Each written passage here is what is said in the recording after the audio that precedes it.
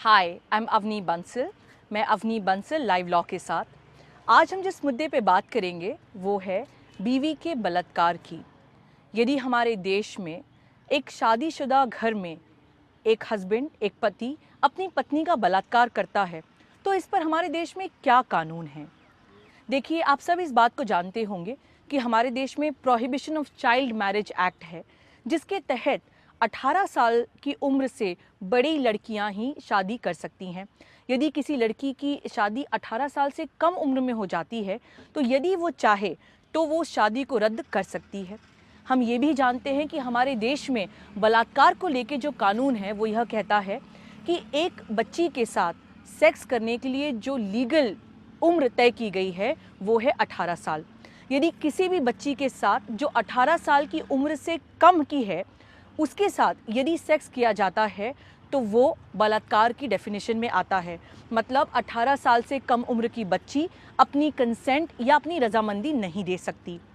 लेकिन यदि हम बात करें एक ऐसी बच्ची की जिसकी शादी हो चुकी है तो केवल यदि वो 15 साल की उम्र से कम उम्र की है तो ही वो बलात्कार के लिए कोर्ट के सामने जा सकती है। इसका मतलब कोई भी हमारे देश में सारी बच्चियां जो 15 साल की उम्र की हैं या 15 साल की उम्र से अधिक उम्र की हैं और शादीशुदा हैं, वो अपने पतियों के अगेंस्ट में बलात्कार के लिए कंप्लेन नहीं कर सकती। इस पे देश में कोई कानून नहीं है।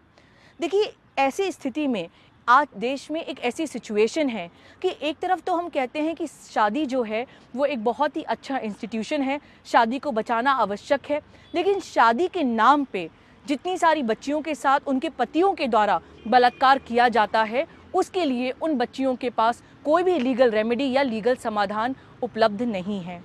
जस्टिस वर्मा कमेटी रिपोर्ट के सामने कई सारे लोगों ने अपने सबमिशंस किए और उन्होंने कहा कि मैरिटल रेप या शादी के अंतर्गत जो पति के द्वारा किया गया बलात्कार है उसे भी हमारे देश में एक कानूनी अपराध मानना चाहिए। बाकी लोगों के मध्य में जो एक सबसे स्ट्रॉन्ग आवाज़ उभर कर आई जस्टिस वर्मा कमेटी के सामने वो थी मिस इंदिरा जयसिंह की आवाज़, जो कि आज सुप्रीम कोर्ट में एक सीनियर एडवोकेट हैं और farmer additional solicitor general of India भी रह चुकी हैं।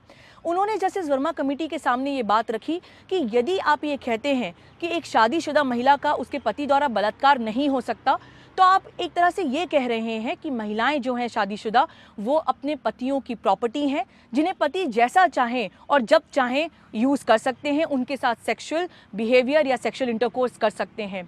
इसका मतलब हम महिलाओं को आज भी एक प्रॉपर्टी जैसा दर्जा देते आते हैं बजाय उनको एक फुल इंसान का, जिसको आर्टिकल 21 ऑफ इंडियन कॉन्स्टिट्यूशन के अंतर्गत अपने फुल एक्सप्रेशन का, जीने का और डिग्निटी से जीने का अधिकार है।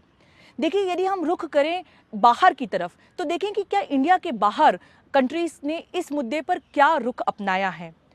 13 American state, 3 Australian states, Israel, France, Germany, Canada, Poland, Norway, Denmark, ये सारे वो राष्ट्र हैं जिन्होंने बलात्कार जो कि शादी में होता है या पतियों द्वारा होता है या मैरिटल रेप को एक कानूनी अपराध घोषित किया है।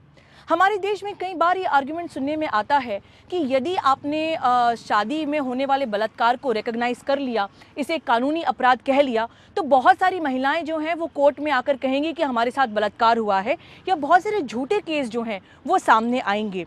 लेकिन ये सोचने का मुद्दा है कि हमारे देश में बहुत सारे गलत केसेस फाइल होते हैं मर्डर के नाम पे या चोरी चपाटे के नाम पे, तो क्या उस कानून को भी हटा दिया जाना चाहिए? और ये सारे देश जो मैरिटल रेप को रिकॉग्नाइज करते हैं, इसे कानूनी अपराध बताते हैं, क्या इन देशों को इस बात का डर नहीं है? आवश्यकता इस बात की है कि हम महिलाओं को उनके अधिकारों के लिए खड़े रहने के लिए उन्हें लीगल प्रोविज़न दें, इस अपराध को एक कानूनी अपराध बताएं। लेकिन ये भी देखें कि ये सारी कंट्रीज़ में जहाँ पे मैरिटल रेप को कानूनी अपराध बताया गया है, इन्होंने अपने कानून में ऐसी क्या स्टेप्स ले डाउन करी हैं, ऐसी क्या प्रोसीजर ले डाउन करी है जिससे जो झूठे केसेस हैं, जो फ्रिवलस केसेस हैं, उनकी संख्या को कम से कम किया जा सके। देखिए, भारत में आर्टिकल 21 संविधान के अनुसार हर महिला को ये अधिकार है कि वो स्वतंत्रता से और रिस्पेक्ट के साथ अपना जीवन जी सके। तो क्या ये अधिकार जो शादीशुदा महिलाएं हैं उनको नहीं दिया जाना चाहिए? और आर्टिकल 14 ये कहता है कि हमारे देश में हर नागरिक को एक बराबरी से ट्रीट किया जाना चाहिए। तो क्या कारण है कि हमारे देश के जो पार्लियामेंटेरियंस हैं उन्होंने शादीशुदा महिलाओं को, जो महिलाएं सिंगल हैं या जो शादीशुदा नहीं हैं, इन दोनों के बीच में एक अलग तरीके से ट्रीटमेंट दिया है।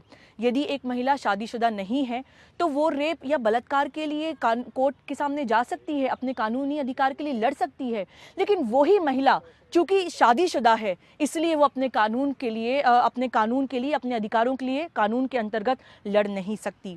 क्या ये जायज़ है? मैं चाहती हूँ कि इस वीडियो को हर वो व्यक्ति जो देख रहा है अपने आप से इस बात पे प्रश्न करे, और जब हम आम जनता इस मुद्दे पर प्रश्न उठाएंगे तभी हम एक ऐसी मुहिम खड़ी कर पाएंगे जिससे हम हमारे देश में हमारे पार्लियामेंटेरियंस को इस कानून को बदलने के लिए मजबूर कर पाएँ।